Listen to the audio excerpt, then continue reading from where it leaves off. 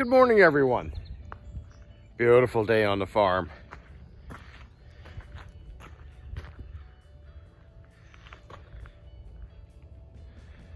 Okay, well, I'm gonna drag myself into the studio.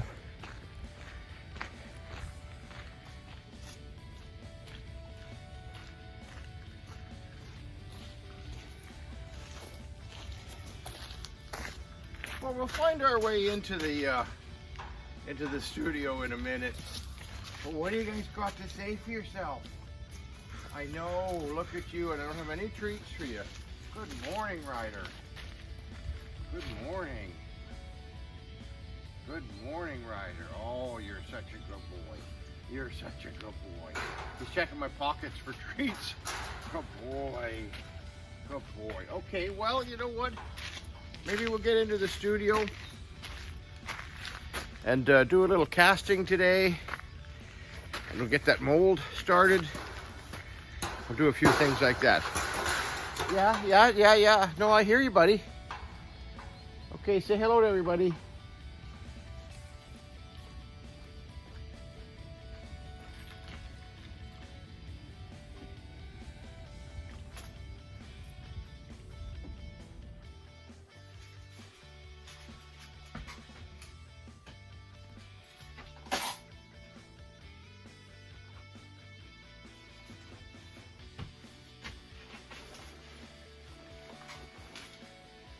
Well, we'll hang the jacket up. We'll get at her.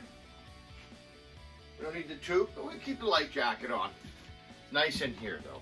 Sun shining through the windows. You can see it's a beautiful morning. So we're going to get at it. Let's turn on the equipment, and you know, like little things like get a light on, get the pickle pot working, and then we'll go over to the turn some music on. Make sure the torches are on, and get ready for our casting. Just kind of like get at her, and we'll have a cup of coffee. All right, you guys. Okay, so I got myself a nice cup of coffee going, and make sure you turn your equipment on, right? I think I've mentioned this before. I got a power bar here, and so the power bar turns on the light and the ultrasound, and then I plug in. I have a plug for the steamer, and this way it's right there. It's convenient, so I know when I leave I can see that it's plugged in, right? We don't want to leave the steamer on overnight. You don't want to leave the ultrasound on overnight and stuff like that. It gets costly, and it's you know, potentially dangerous. So especially the steamer. Got a heating element in it and everything like that. Okay, so make sure your equipment's on. Bottles are on already. Double check that. Cup of coffee's going. I already got the milk in there, the cream, a little bit of cream in there.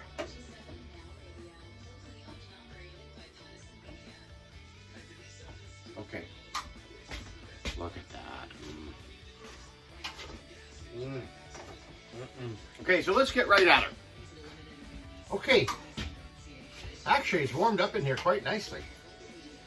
Let's get that over a chair.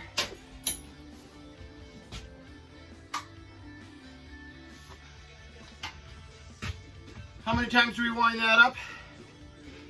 My machine, 4 times. So, you see how it catches there?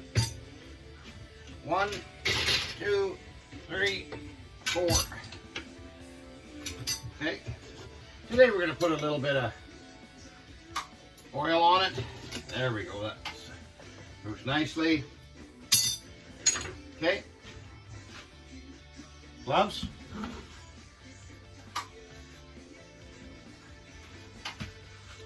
Now this, in the last video, or this video, the beginning of this video, you're going to see yesterday's me work. Depends on how I edit this. I set up the kiln. I showed you how the kiln started at midnight and it goes till about 8 o'clock. It's 9 now. It's got it's at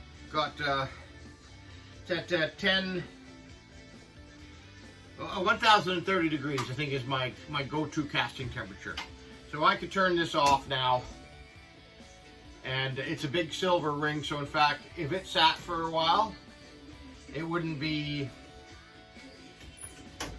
I wouldn't be too concerned about it. It'd be nice if this was actually casting probably about 800 degrees. So later on, nice thing about this kiln is if I were to turn it on now, it'll show me the temperature inside the kiln.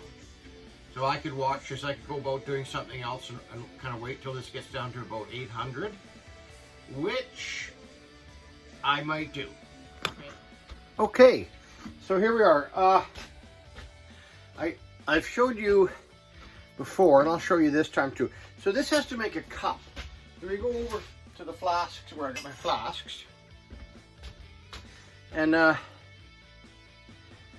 I'm happy how that was sprued on there, because nice thick sides and everything like that to draw from.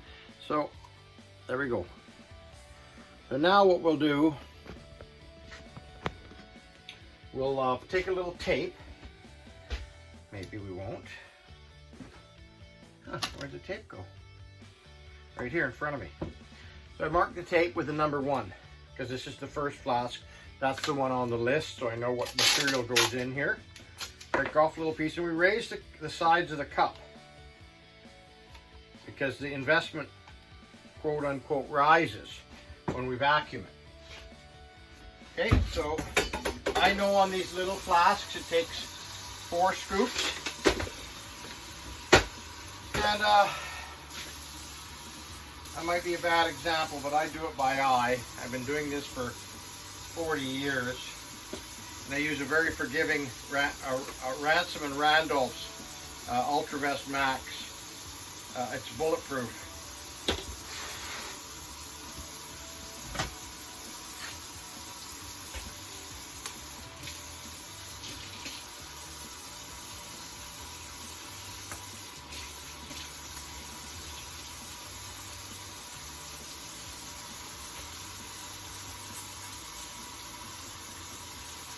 Give it a good stir.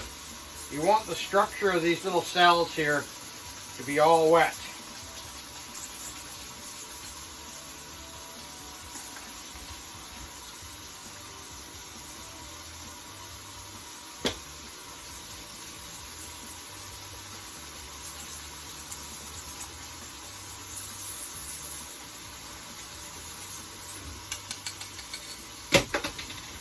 We're going to vacuum this now.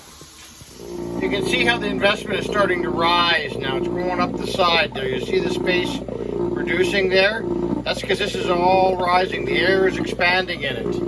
Going up. And then there, it literally, all the bubbles get released and it falls back down. And that's up at 29 inches mercury. Okay, so this, you can shake it a little bit now if you need to get that out of your system.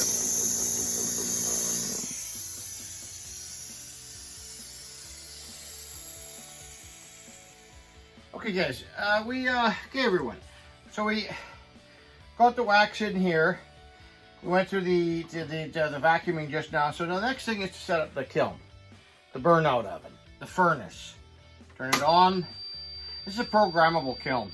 So what time is it now? It's 8:30. So I want this to start at midnight. I know for my cycle goes from midnight till about 7 o'clock, 7:30, quarter to 8, it's ready for casting. So I come out here in the morning, feed the horses, do the chickens, do a few things, have a coffee, come out here, do a casting, and get on with my day. It's just wonderful.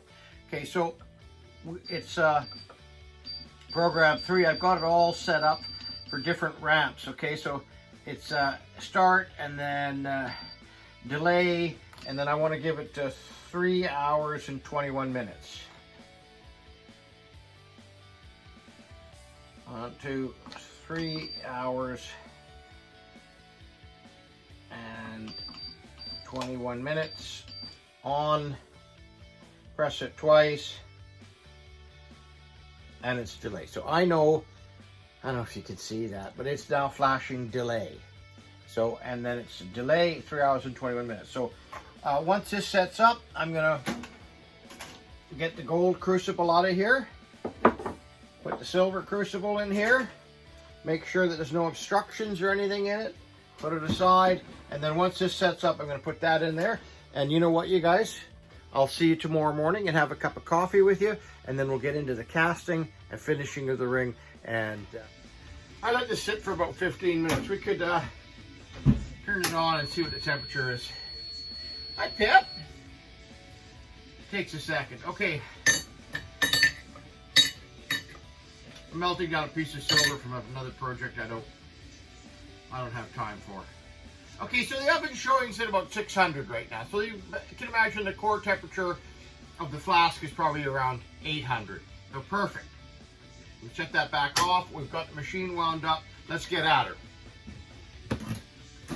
Okay, so we checked the crucible before we put it in there, right?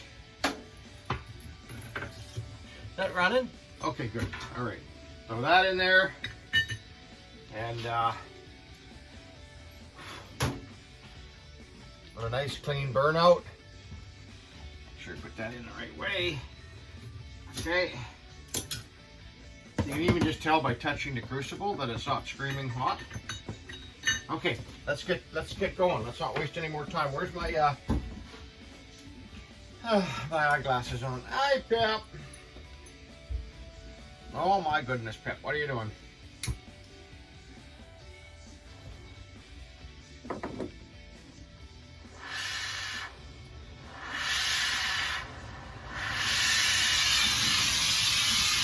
A lot of temp, a lot of heat going through there. Oh, I left the door open for this. Yeah, that looks great.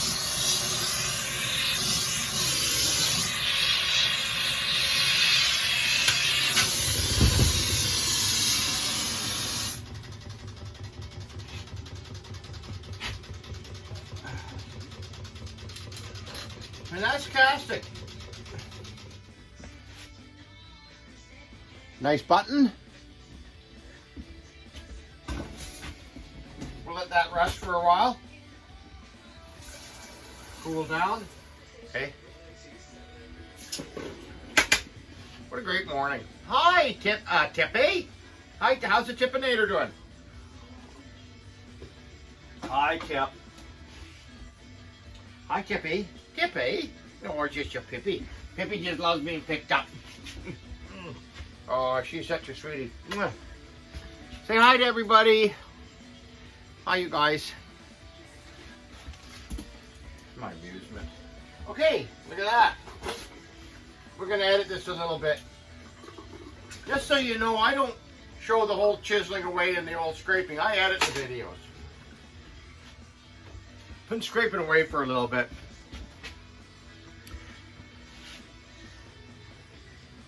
Perfect casting. Look at the sides. Okay, so we're going to go over to the workbench, cut off the sprue, and start sanding this a little bit, doing a little bit of polishing. We don't want to go overboard on it. Buff up the highlights a little bit, and then we're going to make a mold of this. And I've turned on the vulcanizer already, so it's going to be brought up to temperature. I have to make sure the music's down, the background music's down, because YouTube won't monetize the videos. Round file, clean out the inside. We're gonna go through. I don't have to show it all, but we're gonna use the handpiece, and we're gonna use a little bit of a disc like this, and we're gonna use sandpaper on a spindle like this. Yeah, just cut the sheets. Get it. I just buy what do we got here? 220 wet dry sandpaper, and it comes off, and you just goes onto the spindle like when it's in the machine. It's in the handpiece. It goes on like that, and it winds up on it. And then as you go through it, you just rip off little pieces. It's great. So I'm going to go through all of that, and I'll get back to you.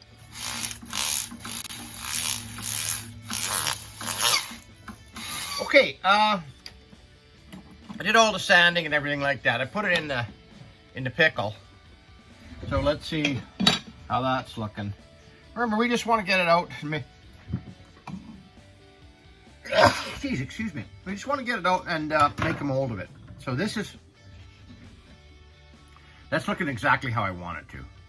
Okay, we're going to give it a little bit of polishing, and I'll see you back at the wax bench. Okay, you see the star? Well, that can't be any more pronounced. Look at that. Isn't that beautiful? The ring turned out, you know, the ring will turn out beautiful. Look at that.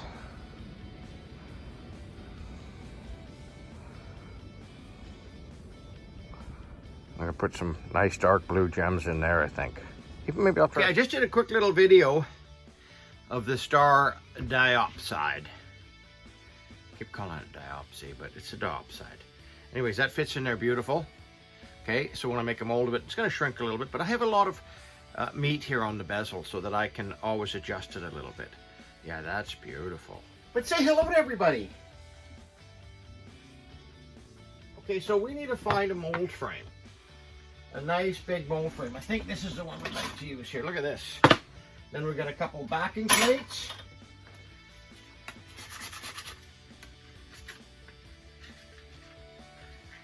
Make sure this crook's off there. There's an X in there. And I think this ring I'm going to want to do, I want to do a special kind of cut here. Do I have something here to show you? Yes. Okay. Flame eyebrow skull ring. I want to make a core that cuts out, and the face of the ring would be in there. Okay, so right, and that fits together really nicely. And why you do that is it when it gets larger like this, it's just easier to cut get the waxes out and everything like that. Okay, let's get at it. I use econosil. Okay, so let's just get going here. This is gonna be enough. And the beauty part about this stuff is it's wide as the mold frames. Standard mold frames. Okay, like I said, I know which way I want to go. Okay, so one down that way, and then let's make a little bit of a core for the ring here, so you can pack around this. Okay, and grab a little of this stuff, fill up the setting, right, and push a little into the face and in the eye sockets and stuff like that. You don't have to, but let me tell you, it doesn't hurt. Okay, right, so now you got one down. Look at that, that's gonna go in there nicely. So okay, and again, anybody making molds, I don't know why you wouldn't want to use this type of econosil product. Now just start packing this thing. Oh, hi, Pip. And my vulcanizer's on.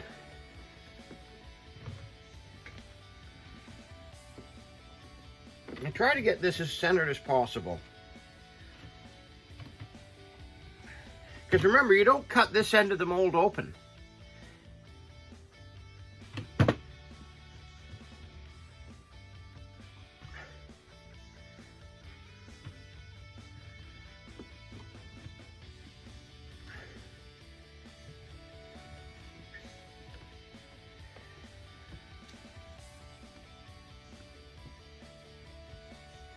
Spend a little time, make sure it's getting forced in there nicely.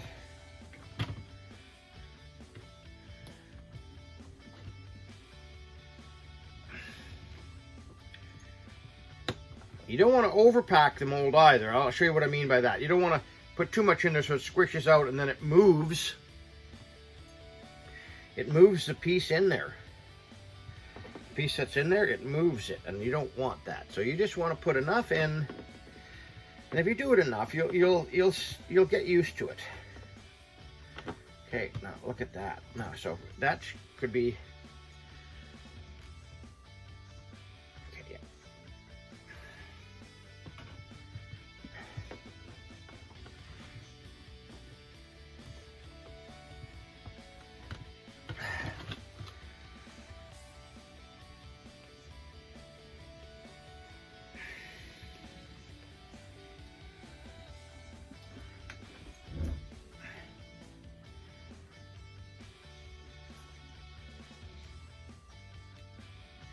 massaging it a little bit. Okay, look at, I'm reasonably happy with that. I would push anything out that's not supposed to be there. We'll put this, wrap this up again. We'll use that on the next project. Yeah. Okay, can you see the mold frame? No, let's get these lights out of the way. The vulcanizer. Where's the vulcanizer? This is this. There's the vulcanizer. Okay, sometimes it's hard to show things.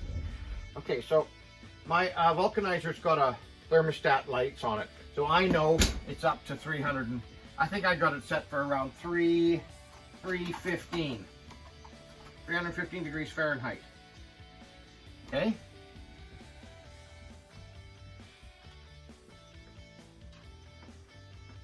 And squish this down. You really want get this done. Okay. Okay.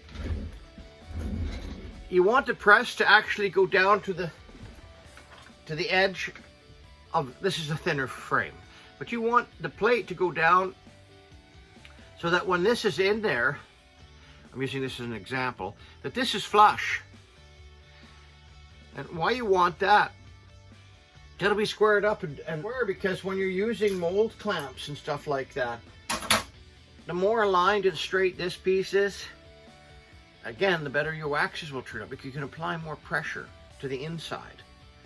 And some of these details need 15, maybe they need 20 pounds of pressure and a more liquid wax. And if you can't squish this hard enough, then it's going to seep out the sides. Okay, you guys. What's another important thing to do?